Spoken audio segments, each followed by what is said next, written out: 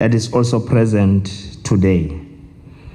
I will stand on the protocols that the program director displayed, greeting the industry leaders, the religious sector that is also present, members of the media. All protocol is observed. Good morning, Sanbonan.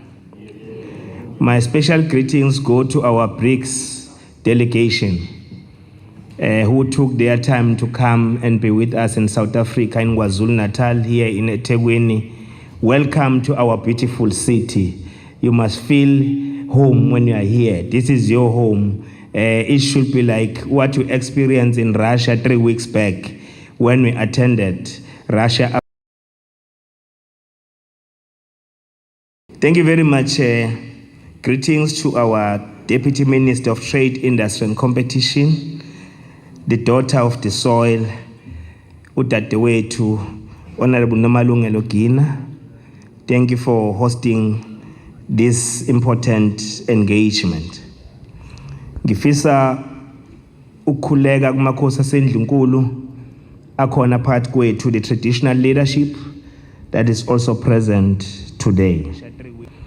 I will stand on the protocols that the program director displayed, greeting the industry leaders, the religious sector that is also present, members of the media. All protocol is observed. Good morning, Sanbonan. My special greetings go to our BRICS delegation, who took their time to come and be with us in South Africa, in KwaZulu-Natal, here in eThekwini. Welcome to our beautiful city. You must feel home when you are here. This is your home. It should be like what you experienced in Russia 3 weeks back when we attended Russia-Africa Summit. We felt that we were in our own home in Russia. Thank you very much. You're welcome. This is your city.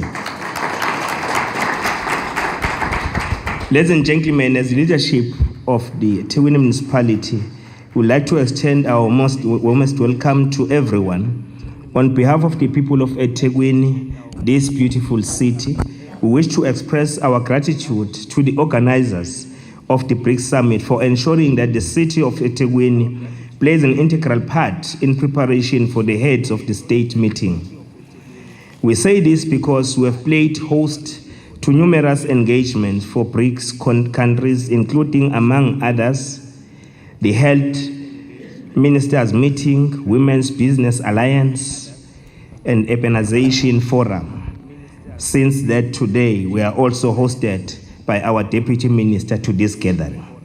Therefore, we feel honored and privileged for being part of this important gathering. For us, it shows the faith you have in our ability to deliver world-class events as a city of eThekwini.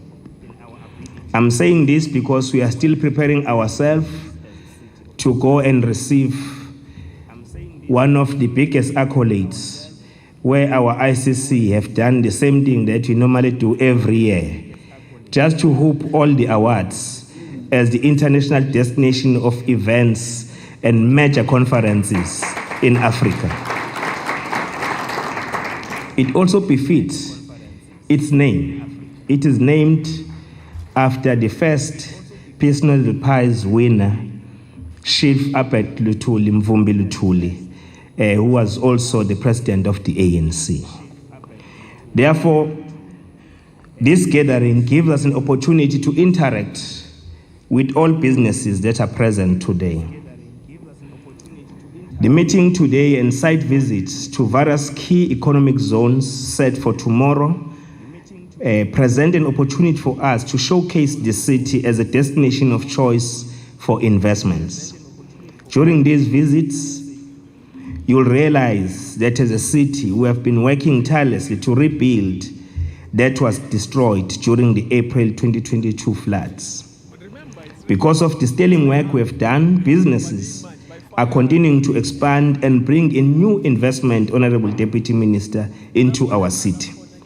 Yesterday, we launched a 1.9 billion rand investment in the Outer West region of the city that will support the thriving logistics sector along the N3 corridor and integrate 3 provinces, KwaZulu-Natal, Gauteng, and Free State Logistic Corridor. Such projects are critical in attracting investment in our province, and they also position Durban as a gateway to Africa and the world. Honorable Minister, we are joining our President, His Excellency President Cyril Ramaphosa, when he said we want to convert the red tape into the red carpet. When investment come here, we don't want any blockages, we don't want any unnecessary delays. We want to expedite those applications. We approve them speedily and ensure that our investors are happy and they put their money on the table. We have also, as a city, migrated to the digital platforms so that we allow our developers, when they put their applications to the city, to enable them that they do that in a very seamless way. We are pleased that in our midst, we have 50 delegates from Brazil, Russia, India, and China who will be exploring investment opportunities in our city and the province. We want to assure you that Durban and KwaZulu-Natal are open for business, and we continue to work hard to create a conducive environment for businesses to operate in our space. Ladies and gentlemen, one of the key components of strengthening South-to-South relations is ensuring that when we enter a partnership, it must be mutually beneficial. We want to see localization. We want to see the skills transfer. We want to work with our investors to ensure that we provide whatever that is required from us as government. And we've been delaying ourselves unnecessarily so, Deputy Minister, on the applications for water use licenses, environmental impact assessments. Really, there's no reason why we should take long. It's just that we just need to remove that stereotype in the public sector that it's not given that everything must be delayed, must take long time for it to be done successfully and effectively. We need to short-circuit things, but not breaking any legislation in that exercise.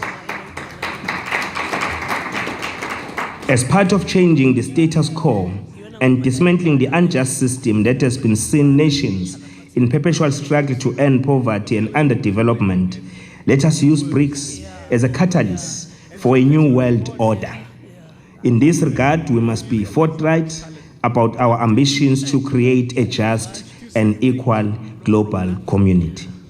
Program Director, the advent of COVID-19 showed how interconnected and interdependent we are as a global community. Furthermore, this virus further exposed the inequality and did shine a spotlight on the injustice that characterizes the distribution of resources, including the vaccines, to fight global health challenges.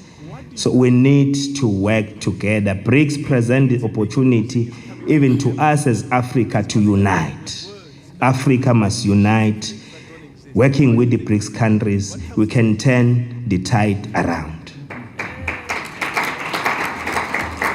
However, it has become abundantly clear that it is in our collective interest to build a sustainable and resilient global system which protects citizens of the world regardless of where they find themselves.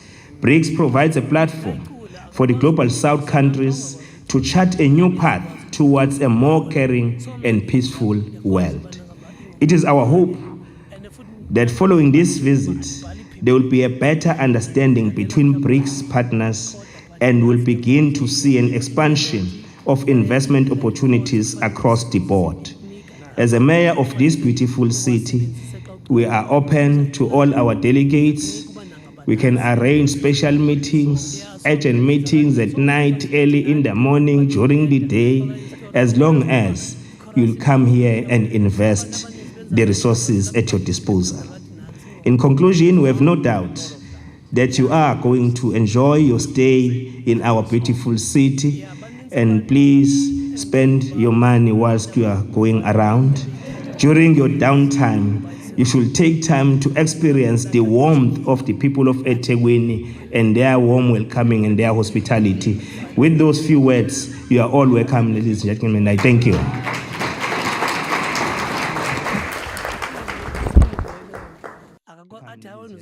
Thank you. I think I've done that with retraction once. Okay, let's get started. What you will then do, gentlemen, introduce yourself, your entity, and then briefly indicate the value proposition of your entity in relation to it offering services for movement of goods and also offering services to the investors that you have. I'll start with you, Hamish, on the other side, and then we'll move along. Thank you.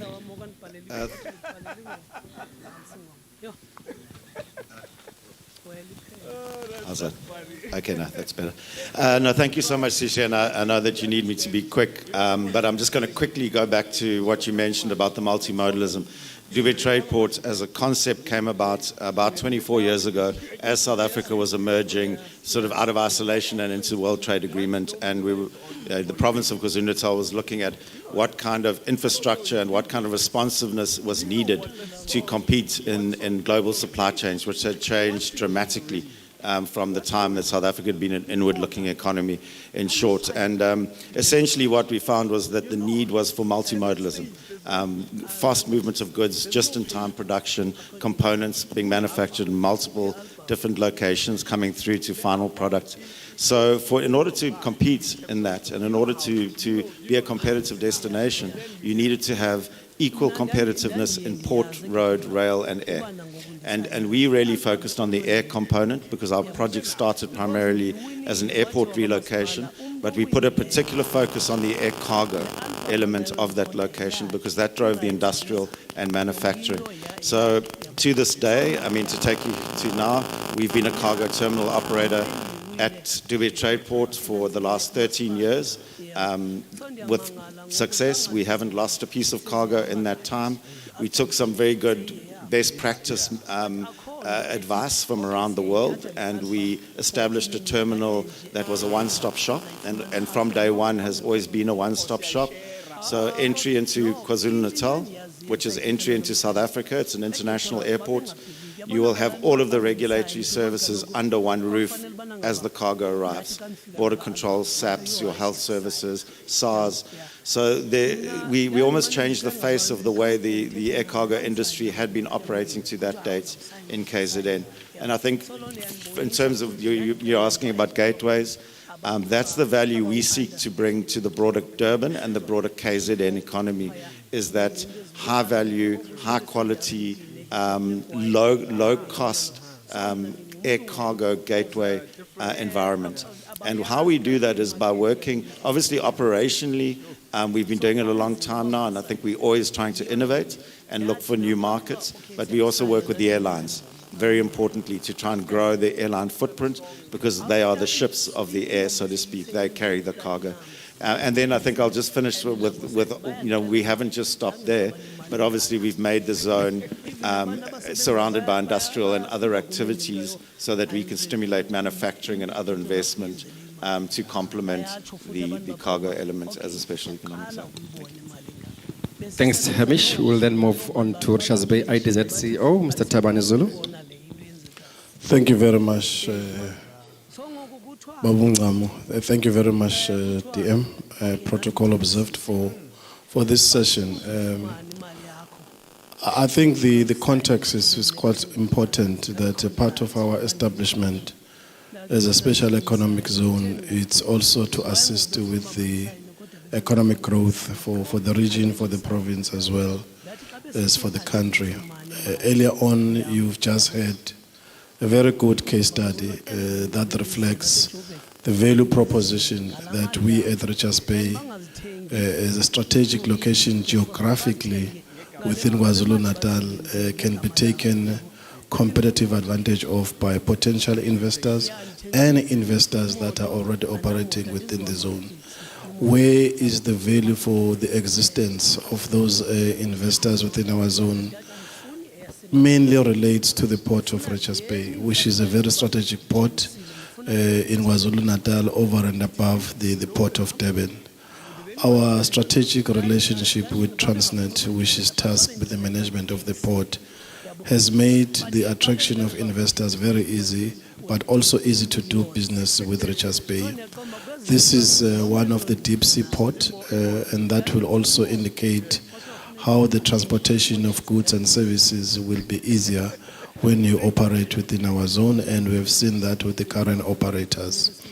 The former presenter, CEO of Nyanza Light Metals, has already indicated the nature of the product that they'll be dealing with. The proposition that we have at our disposal is to assist them in making sure that indeed, as we have just put it out, Sidley, we are a gateway.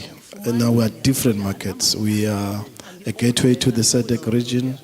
If you look into the existing roads infrastructure within Richards Bay, it tells you how easily you can flow into the SADC region and tap into the markets that exist into that region. But we are also a gateway to Africa and the world at large because of the entire infrastructure within which we operate. In terms of the railway, my colleague Hashim has also indicated we have a very robust railway infrastructure, which Transnet is currently also looking as part of its master plan to begin to create a conducive environment for the transportation of goods using rail infrastructure, using shipping, and also using air from the Richards Bay area. But over and above that, I know that there will be a session that we should be dealing with the regulatory framework. If you look into the SEZ Act, you'll realize that there are certain advantages from a business perspective that are provided by the Act itself in terms of exemptions. One of those being the tax incentives, VAT exemptions, and customs duties that we have. We have a fully established customs duties within our establishment. Whatever you want to do within our environment, you'll be exempted in terms of all those normal required incentives that you may not enjoy if you're not in our zone. That is in existence within the established itself. You don't have to go anywhere, but we do that on the spot within our established zone. Just recently, I know that the Deputy Minister spoke at length about the one-stop shop at a national level, which is very helpful at a global level and at a national level. But we have taken a responsibility to establish our own one-stop shops within our own environment. So at Richards Bay, we provide that. We don't want investors to move from point one to point B or anywhere else without being assisted with whatever they need. Investors, they normally have liquidity at their disposal at a particular point in time, and they want to take advantage of what they have at their disposal with immediate effect. We have then developed a one-stop shop. It's situated at Mpangeni. It's a fully fledged office. So you get there, you get all type of services that you want. Some of them have already been mentioned by the Deputy Minister. We provide that on the spot. That's the capacity that we have, and it makes the work of the investors very easy to make sure approvals are done quickly. We have also defined ourselves as an energy hub for the region and for the province and for the country. We have identified quite a number of energy projects. Most of them have gone through approvals. With ESCOM, for example, we are going to be working on a 3,000 megawatts, of which approvals has since been concluded through a proper environmental process. We are focusing mainly on gas-to-power projects, which will also assist to deal mainly with the challenges of load shedding that our country is currently facing. We are also looking into renewables. We are using integrated resource plan as a guide in terms of what could be done. Currently, Richards Bay within the zone is sitting with about 5 energy projects that we have identified, which are going through different processes. All of that is happening because of the business value chain and the value proposition that we have created to make life easier for the business people. In the near future, therefore, we are going to be the real energy hub for the region and for the province. A very important point has been raised by the CEO for Nyanza Light Metals. Within our establishment, if there's one thing we don't want our investors to suffer from, is the lack of energy availability factor. We have therefore created a conducive environment within the zone to make sure that at any given time, whatever form of energy availability is required, it's available. It is also in that context why we have identified ourselves as an energy hub to make sure that we continuously increase on our value proposition. I think in a nutshell, without taking your time, Program Director, that's what we are currently providing from a value proposition perspective. Thank you. Siyabonga Magema. Baba Mpele. Thank you very much, Program Facilitator. Greetings to the Deputy Minister, the representatives from different BRIC countries, colleagues, ladies and gentlemen. I am also affirming strongly that indeed we are a gateway with a city as progressive as Durban, eThekwini. My name is Musampele. I'm the city manager of eThekwini municipality. We are saying we are contributing to that notion of being a gateway, specifically because we are a port city. We have large-scale port terminals for various types of goods, particularly automotive sector, agri-products.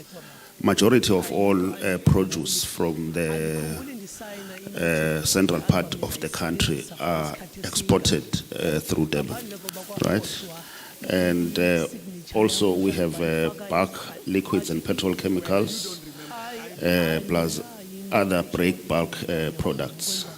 So the Port of Durban is the primary entry and exit point on SADC's largest trade corridor between Durban and Joburg and into the neighboring SADC countries. But also what makes this even more attractive is the fact that Transnet has secured or is in a process of closing the capital investment with the Philippines private port operator, that operator becoming a 49% shareholder in our container terminal. And we believe that that is going to bring on board investments that will help to improve efficiencies, ensure the ease of the movement of goods. But also, being a port city, we benefit directly from the viable value chain in the transportation and logistics. So this is indeed a worthwhile destination to invest in. But also, being a government institution that has a regulatory responsibility, we were probably the first city to establish our own one-stop shop back in 2014 at the land match. Of course, that is a feeder to the provincial one that we have. We work very well with the leadership of KZN. But also there are certain things that we felt are very critical to improve port efficiencies. We are ensuring that we facilitate projects in the Kato Ridge areas. There is Nsimbi dry port project, which is taking off now at a much faster scale than before. And we are supporting them through massive investment in our feeder network, because in terms of the road network, the investments that we are doing in the roads that lead to the port, that are our responsibility as the city. But also we are configuring Clearwood into a functional industrial and logistic hub to be able to support the port. Some may probably want to know what are we doing to ensure that we protect areas of Durban South against the possibility of flooding. Together with Transnet, we are investing over R1 billion in the flood mitigation measures to prevent the flooding of the South Durban Basin, which also makes our port very functional. The last point is that we are partnering as well with Transnet in a marina project that we are developing. So it's not only logistics and related stuff. We also use the port for mixed-use purposes. We are participating in a project which we termed Operation Guggenheim for the development of the marina in the tune of about 5 billion rands. So the plans to unlock that are at an advanced stage. So the last point, I know you said we mustn't speak too much, but I'm keen to raise this one because it's an international intervention. The World Bank did a study to assess the functionality of the local authorities on things such as the approval of building plans, the release of the rates clearance certificates, application for electricity, and what have you. And I'm very keen to say that in the country, this city became number one, particularly when it comes to the quick release of building permits. So we are indeed a destination of choice. No, thanks, gentlemen. Thank you for that. I think you have given more than what I was expecting. But now let's just be a little bit specific on certain matters that we have raised. And I'll start with you, Hamish.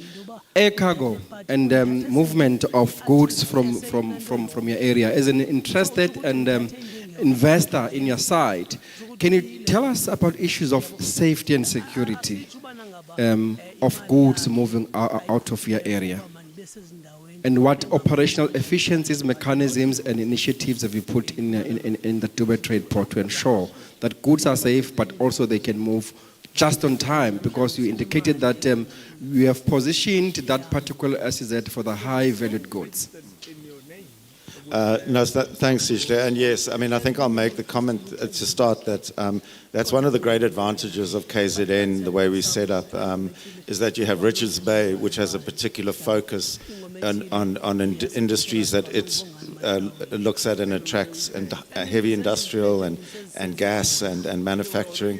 And Durban Trade Port complements that with being a high-value manufacturing zone. We're obviously within an urban area. We're in an airport environment. So we tend to focus on different sectors but complement each other and able to grow the entire province. And I think that's quite important to understand, because it also talks to what Musa was talking about. All of that comes together with the Port of Durban and the road and the rail infrastructure to link up to make KZN a gateway and a logistics gateway, because it's the quality of the road infrastructure, it's the quality of the internal infrastructure within the metro areas that support then those ports, it's the rail, and then in our instance, back to your question, it's then the air cargo. Now, air cargo tends to be high-value product. So if you look globally, about 93% of goods will move by sea because of the bulk, and that's generally. So that's why ports are so important. But 7% roughly will move by air cargo, and it varies depending on how market conditions are. But that 7% often represents about 35% of value. So just to give you a sense of what is moving. And often what's moving are strategic components or machinery and equipment that's going into the manufacturing process or into the logistics process. So by its nature, those goods carry value, and then hence they can carry the price of air freight. But it also means they're priority goods and they're expensive goods. And that's where we come to your primary question. Safety and security is absolutely our number one priority. It's a priority because it gives assurance of quality standards to investors, and obviously that should have a knock-on effect of attracting more investors as more confidence grows in our ability to consistently achieve that. I did mention that to date we have zero cargo loss in 13 years in the terminal. It's a very hard target to keep meeting, but we intend to do it. That's done by having correct systems in place. having customs on site, border police on site, SAPs on site, our own security, very high-tech monitoring capabilities. And what we did as well in the design of the cargo terminal, we said all regulatory authorities must be in the terminal itself, but all private sector players other than the airlines, the carriers, will be across the road in a separate building. And we've linked that building by an overhead mechanical bridge. And why we did that was something we had seen in other parts of the world when we were designing it, is to keep the private sector out of the main operational side of the terminal, where you want to absolutely ensure that you've got control of quality and you've got control of security. And then you dispatch into what we call the trade house, which is a distribution center, which then where the private sector can collect their goods or in fact can drop their goods off for further transfer into the terminal. So we've got it, and then as we expand our zones, our special economic zone, then obviously those are very highly secure zones. I think in our instance, we're part of the airport security cluster. So we obviously work with AXA, SAPS, SSA, and everyone else who operates within the precinct. So generally we provide beyond even the cargo environment, but the manufacturing environment, which is growing. We're on our second phase, a very secure environment to operate in. No, thanks Hamish for that. I think it really paints a very good picture in terms of your safety and security records there. Makeb, we are aware that the Transnet has got what is referred to as a KZN logistic hub program, wherein really there's about over 100 billion of rents that is earmarked to develop both Richards Bay as well as the Durban port. Especially Richards Bay port being earmarked for your bulk, dry bulk handling, as well as your LNG gas. Now, that, as an SEZ CEO, you should have a keen interest because that will enhance your savings offerings. Can you tell us a little bit about that and how is that going to enhance your service offerings? But also, if you can, because tomorrow we'll have a big delegation going to Richards Bay, and it may happen. I'm staying that side. So it may happen that they'll see a lot of trucks on the road by tomorrow, queuing to go to the port. Can you tell us about the plans to decongest that and the plans to move those trucks along the road? Because definitely you should be worried about that as a CEO of the SEZ. Do you want to talk to that? No, thank you very much, Sihle, for that very difficult, easy question. It's difficult but easy because it doesn't fall within my area of responsibility. So I will delegate that responsibility to the city of Umhlathuze to do the traffic management effectively as expected. But that's the beauty of operating in an environment that is quite busy because of the investments that various investors have shown. So for me, that is very positive.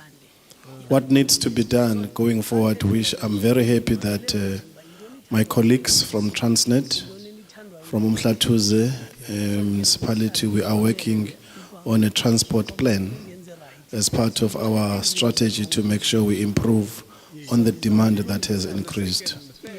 During break, I spoke to one colleague to say, the unexpected demand of coal by Europe has unfortunately taken everyone by surprise because of the war that is currently carrying on between Ukraine and Russia.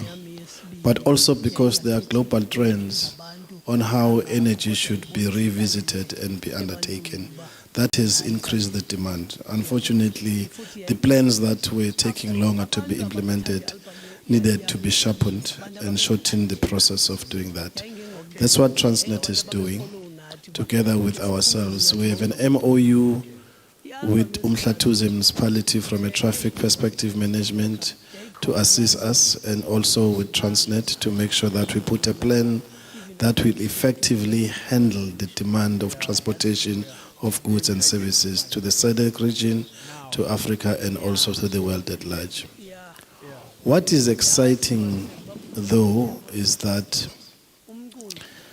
We are attracting investments, but we are moving with speed and shortening the strategy of trying to relax the traffic load that we are faced with. There is an opportunity. Deputy Minister will request you to assist us with that because it's a matter that requires also the National Ports Authority to assist with, to take a competitive advantage of the back of port, which is an opportunity that we can use. We are in negotiations with Transnet on that. The back of port arrangement will be of greater use, in particular by Richards Bay ITZ, because it will relax the pressure that is currently faced with the current infrastructure that exists through different beds within Transnet. Those negotiations are at a very advanced stage. I mean, that's the exciting part. Investors that have come on board, they've come on board with that understanding that in the future, there will be a relaxation of the transportation of goods using shipping, using the back of ports. In particular, Richards Bay ITZ will mainly benefit from that strategy. So that's what is exciting about that. As for now, tomorrow I can assure the visitors to Richards Bay that everything will be very smooth. If you see too many trucks on the road, it's because there is a business activity that is continuously happening at Transnet and at Richards Bay ITZ. That will be the issue. Thank you for that. Thank you for that. Thank you for that assurance, CEO. You are in touch. We know exactly what's happening on the ground.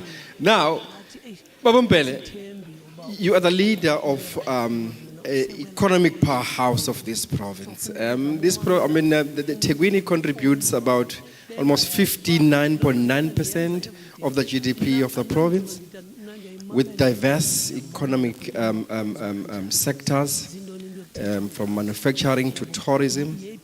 Now, would you tell us what are the catalytic projects that you have in place that would support us being a point of entry and this city being a home to all of these sectors and be able to manufacture and then also get the goods out?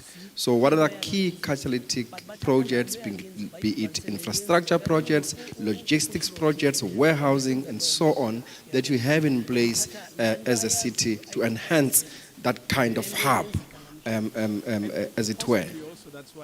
Thank you very much. Let me start with logistics and warehousing.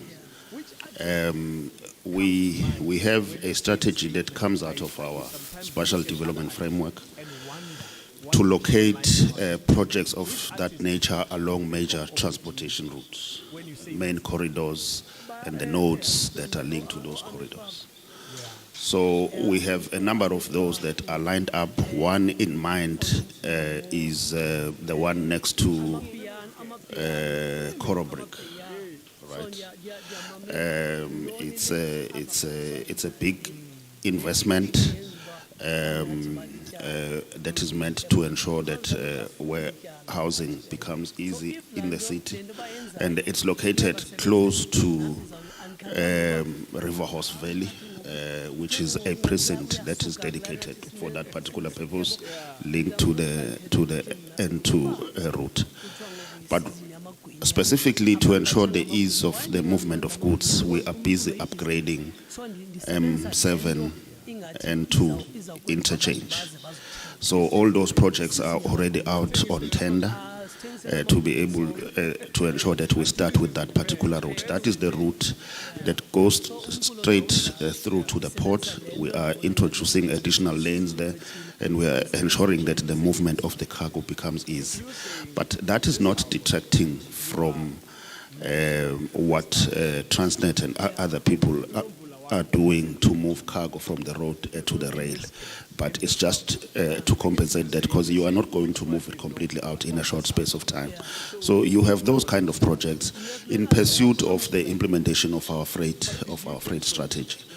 And then you have a number of other mixed-use development projects, such as your Jongweni and what have you, that are taking place.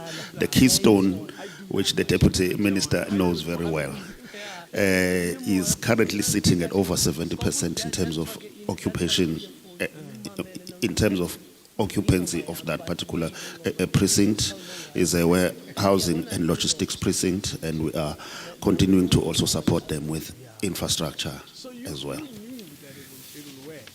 No, thank you so much. Can we give them a round of applause? I think they really marketed the province, and I do believe that we're no longer aspiring to be a gateway, and we're no longer positioned, but now we are a gateway to Africa and to the world.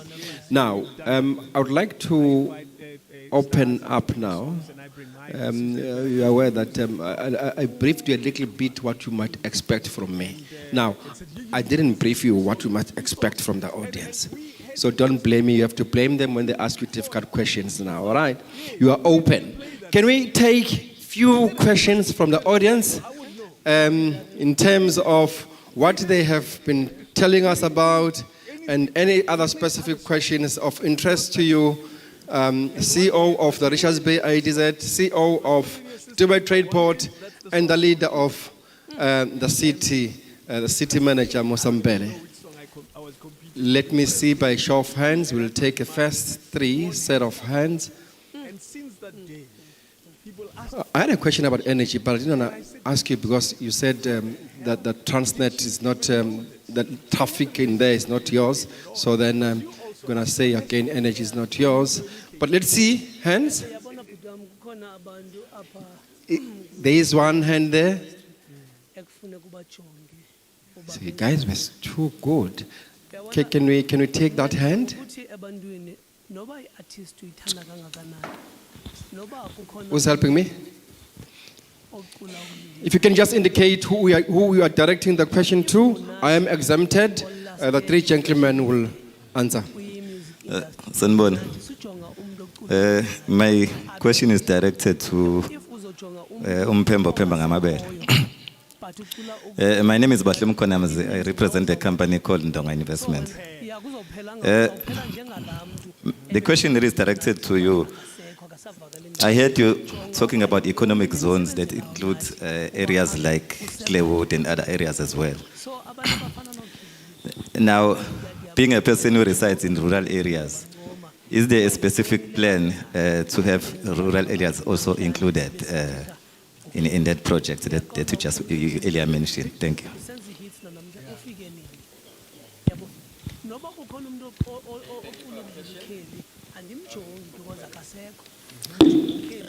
Thank you very much, Kwali Nkos. What we are seeking to do in Claywood is to reconfigure Claywood from its current form to being a functional logistics zone and where housing. Now, we have a number of projects, particularly agriculture-related type of projects, both in the rural and peri-urban areas. So I believe that if the port functions well, if the transportation, the ease of movement of goods, that will indirectly benefit those people that would like to export or have their produce processed close to those major urban centers.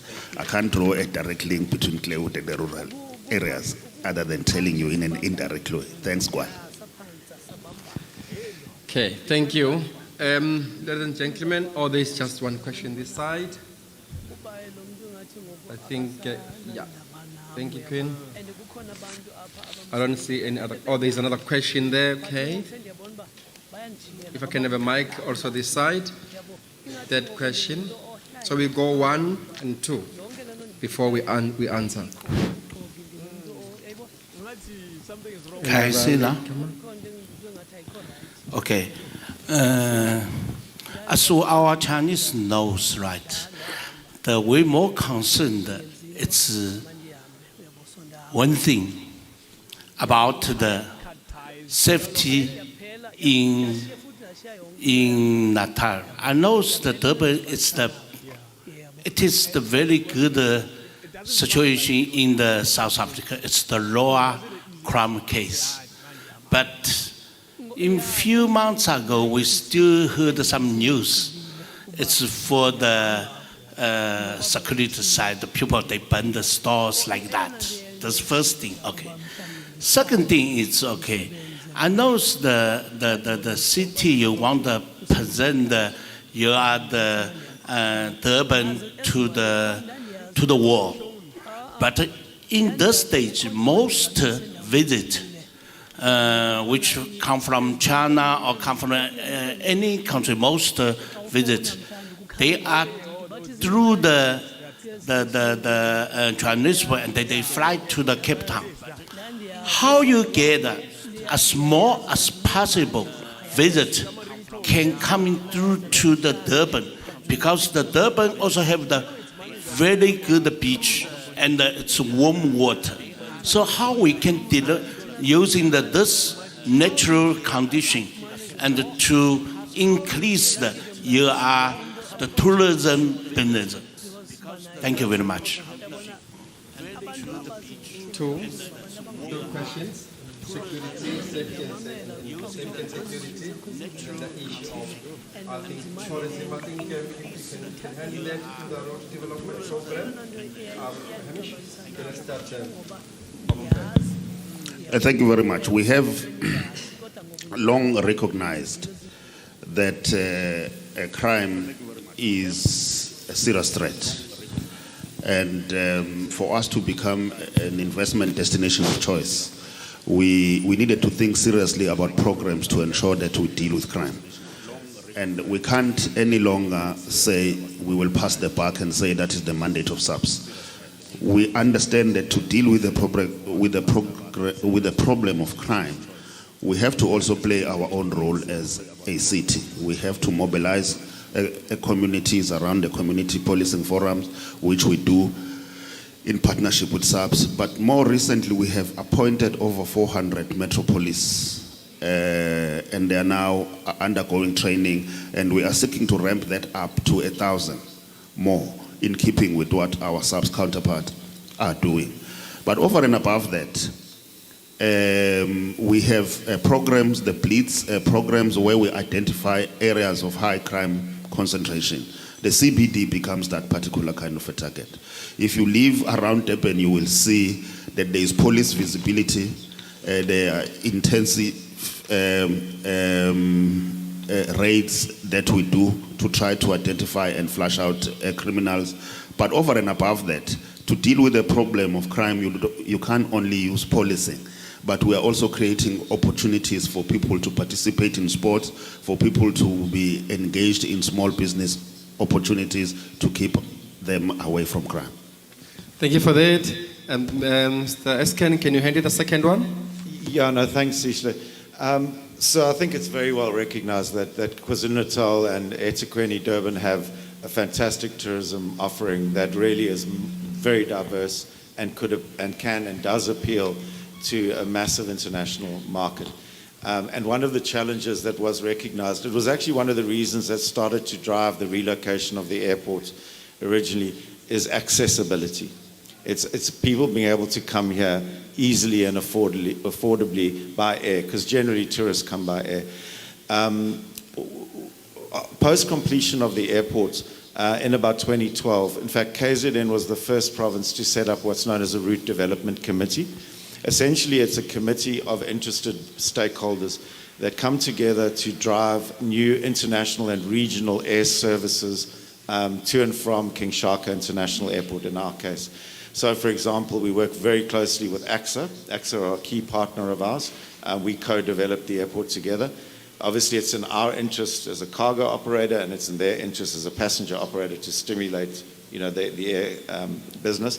But most importantly is then working with the tourism industry. So, eThekwini Tourism, Durban Tourism, Invest Durban, TRKZN, the KwaZulu-Natal Tourism Authority, a lot of the regional tourism authorities, national tourism, Department of Transport. We brought everybody together into a committee that's been operating for about 10 years now. And what we do is we talk to the airlines about what market we've got here, how we could introduce new services, how we could grow those services, how we can sustain them. And you would have seen the fruits of that really started to be born between the years 2015 and 2020, when Durban had 7 new additional flights that came in over that time. And some of them went from 0, like Air Mauritius, to by the time 2020 came around, we were on the brink of a daily flight to Mauritius. British Airways had introduced 4 times a week service direct to London. And obviously we had Turkish, we had Emirates, we had Qatar, and we had a good regional network growing into Harare, Lusaka, Gaborone, and Windhoek, and looking to expand beyond that. Of course, everybody knows what happened in March, May, June, whatever, 2020, everything collapsed. And that really, really stung the airline industry quite hard. And the good news, I guess, is at the time it was very hard to predict how we would come out of that, whether it would be a V curve or an L curve. Essentially what's happened is as of, I just think a day or 2 ago, so in the recovery, so that's 3 years now, our domestic network has now completely recovered.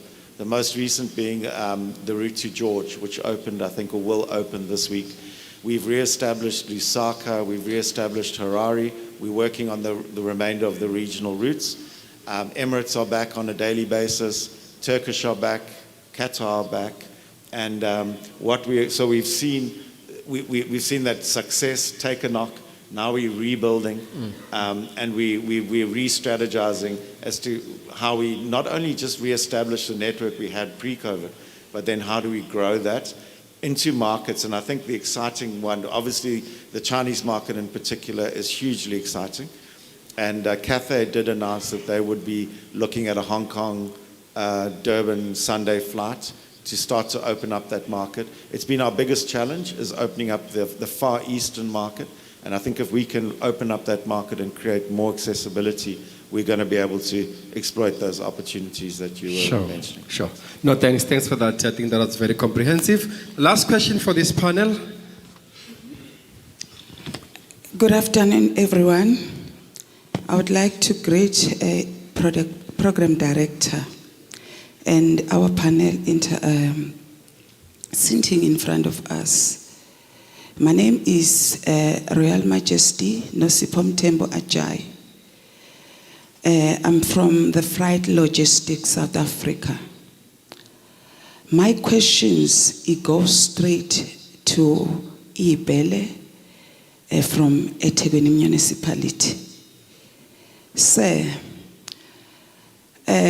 my concern is I don't see any woman partaking in ocean economy, and also with everything that has to do with empowerment of women in ocean and blue economy. We as women around KZN, it goes to Richards Bay as well. We would like to see women participating in transport policy of the ocean economy. We would like to see ourselves also taking part in ocean tourism. We would also like to take part in Pakisa, because it's a lot of things. We would like to have access to the market, import and export. I thank you. Certainly, I think you want to take that, or you want to have a sideline engagement. But I think we also as KZN have got a role to play in them. We will definitely be contacting the speaker. Musa? Thanks, Your Majesty. I think it's a correct observation, the one that we must accept and try by all means to do something about it. We have been preoccupied with increasing the previously disadvantaged people participating in that sector, which has many barriers, I must say. But I think equally we must try to ensure that we undo the lack of participation by women. But we can take some discussion outside, and I know you do interface with Noma Langa Sokhela as well. Thank you. Thank you. Thank you. Gentlemen, it's been a great pleasure interviewing you.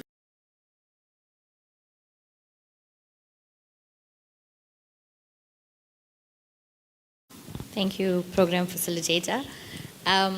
Before I introduce myself, I want to say the 1st of August began with a BRICS roadshow for the month of August. So I think Trade and Investment specifically put this panel last because there's women empowerment here. There is a song called I Am Woman. So today I sit here as one, but I represent you. I had a very interesting chat with the leadership at the Manara Chamber about an hour ago, and he said to me something that changes my landscape of thinking forever, and I'm going to share it with you. We're not empowering, we're re-empowering. So the month of August is for us to remember we are empowered, lest we forget the 11 months of the year. So I think a round of applause to all the women in the room. Please give a round of applause. Thank you. My name is Farah Ghulam. I represent an organization that is a call to action for the city of Durban, Invest Durban. We work in collaboration with a cluster that are economic drivers for the city. It would be the city planning unit that can help us unlock this red tape you talk about, Mr. Facilitator, as well as the catalytic projects. That is the reason why we need to believe in the investment in our city. As Invest Durban, we have a 4-part mandate. So the third part of the cluster would be we provide investment promotion and marketing services. We promote investor facilitation services, investor aftercare, and policy and advocacy. As Invest Durban, we are your first point of call as business and the Durban Metro to meet on a common platform. And we handhold you through to your ribbon cutting. Thank you, Farah.